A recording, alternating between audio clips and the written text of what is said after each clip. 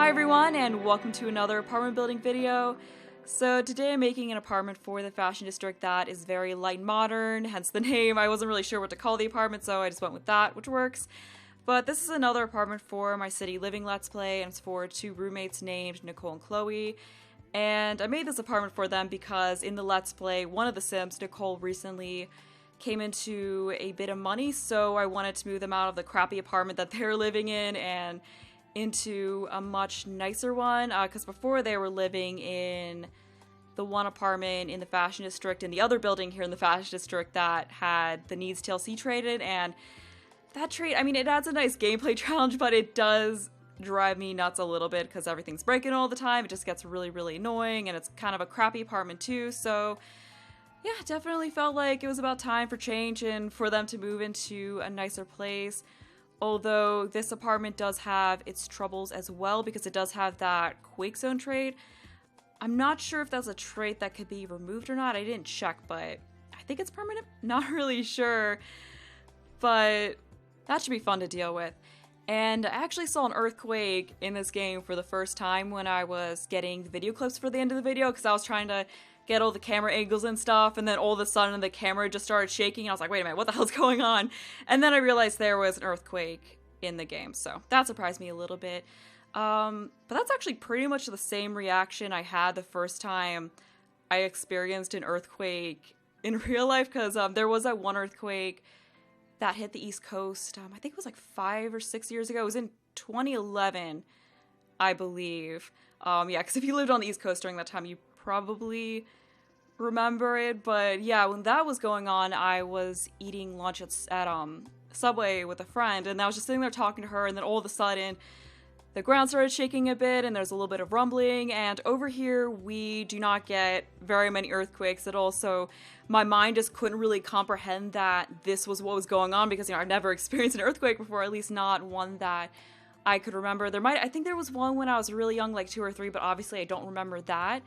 But I had this split-second thought as soon as the ground started shaking, and I was like, oh, there's a very rude employee here in the subway who has decided to vacuum the floor, and they're currently vacuuming right underneath my chair, and that is why it's vibrating.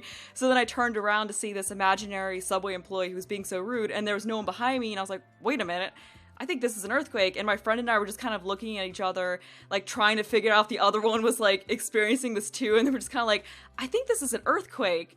And I didn't know what to do, so I was just kind of sitting there trying to figure out if I should do something, because I didn't know if I should hide underneath the table. We were near a window. I didn't know if I should be near a window. I just didn't know what to do in the event of an earthquake. I mean, I guess maybe the right thing to do would have been to go outside and get out of the building, but anyway, it eventually ended before I could figure out if I was supposed to do anything, and then everyone in the subway was just looking around really confused, like, I think trying to read each other's face to see if everyone else had just experienced this, because I think everyone was so confused by that they were like, wait a minute, was there just actually an earthquake? And I remember someone went out of the subway to another store, because this was in a strip mall, and then they came back in, and they're like, yeah, the people a couple stores down said they felt the shaking too. It's like, they were like, wait a minute, was this just us in the subway experiencing this?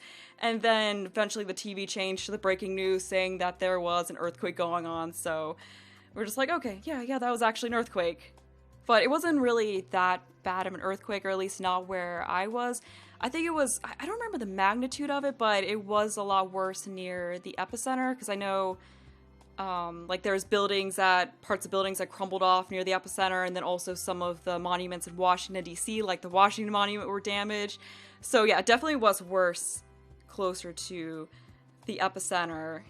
But yeah, I don't think anything fell over where I was. I don't really remember anything falling over or anything like that. And then there was one other time when there was an earthquake, but it was like a little baby earthquake, and it was really early in the morning because I was having this dream that the earth was shaking, and then I woke up and it was still shaking, and I wasn't sure if it was still part of my dream or if there was actually an earthquake. But then one of the cats was at the foot of the bed, and then he was kind of looking around the room like really freaked out.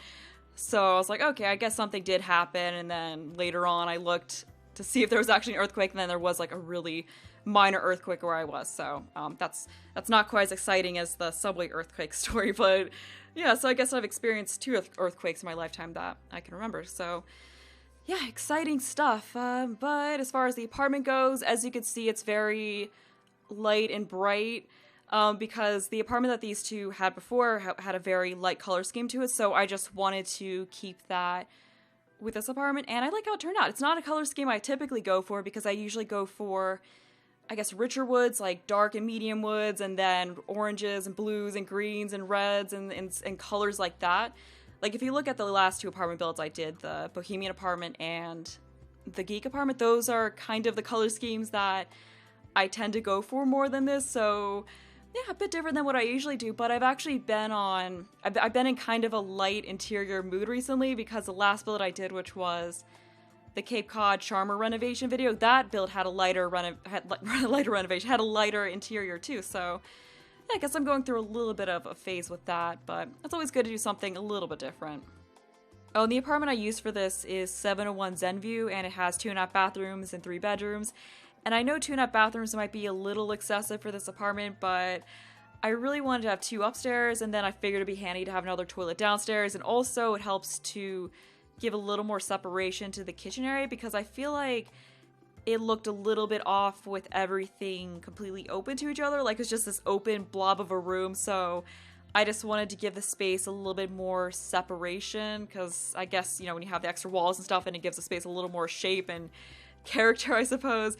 And then it has 3 bedrooms because I wanted this apartment to have a little bit of room to grow. So currently the 3rd bedroom is furnished as a study, but I figured it'd be handy in case in the future someone has a child, or maybe for some reason someone moves in with these two. I don't have any plans for that, but it's just, you never know. I wanted the apartment to be future-proofed a little bit, so that in the event of one of those things happening, I wouldn't have to, you know, give them a completely new apartment or have things be super cramped. So, you know, if either of those things happen, I can just move the stuff out of that room and put it somewhere else, and, you know, turn that into a bedroom, or just get rid of the stuff. So yeah, I thought that would be good, although the 3rd bedroom does kind of suck because it doesn't have any windows, but that's why I just made that one the office and gym for now. Because yeah, one of the Sims, Nicole, is pretty into fitness, so I thought it'd be handy for her to have her own little home gym. And then I also gave the place a nice kitchen, because the other Sim, Chloe, is into cooking. She's in the food critic career, so I thought that'd be handy. Oh, that reminds me, I wanted to give the apartment the chef's kitchen trait, so I'll have to remember to do that. I think it has, so far it has a Quake Zone trait, and I think it was the party place. I might keep the party place, and then, I mean, even if I can get rid of the Quake Zone trait, I think I'm just gonna keep it, because, I don't know, it might be kind of fun, or I don't know, might liven things up a little bit if there's an earthquake while I'm playing the game, so yeah, we'll just leave that in. And the bedroom that I'm currently working on is going to be Nicole's. So in the previous apartment, she had the smaller bedroom, but with this one I gave her the nicer one because it was her money that got them this apartment, so I figured it'd be fitting that she had the nicer bedroom. So she's got the bigger one with her own bathroom, and then she's also got a really nice deck off of it, so she's got a pretty sweet deal. Although Chloe's room is still pretty nice, it's a bit smaller though, but she does have her own bathroom because there isn't anyone else living here in this apartment.